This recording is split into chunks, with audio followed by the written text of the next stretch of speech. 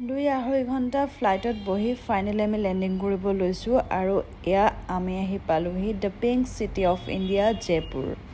যিহেতু take off কৰোঁতে একদমেই নোৱাৰিলোঁ ভিডিঅ' কৰিবলৈ, ট্ৰাই কৰিছিলোঁ কিন্তু ভয় লাগিলে বহুত। যিহেতু লেণ্ডিং কৰিম সেইবাবে একদম তলৰ পৰা চিটিখন দেখিছোঁ, একদম ফ্লাইটখন পূৰা তলেদি গৈছে। যিহেতু এতিয়া আমি লেণ্ড কৰিম, ফাইনেলি আমি আহি জয়পুৰত লেণ্ড কৰিলোঁ। এইখন আমি অহা প্লেইনখন, তেতিয়া ভিডিঅ' কৰিব নোৱাৰিলোঁ, গতিকে এতিয়াই দেখাই দিছোঁ। এতিয়া আমি লাগেজবোৰ ল'ম, যিহেতু আমাৰ আইডিয়াও নাই আৰু গমো নাপাওঁ কেনেকৈ ক'ত লাগেজবোৰ আহে। গতিকে ইয়াত মানুহবোৰে থিয় হৈ আছে আৰু আমিও তাতে ৰখি আছোঁ আৰু লাগেজবোৰ আহি আছে চাই আছোঁ।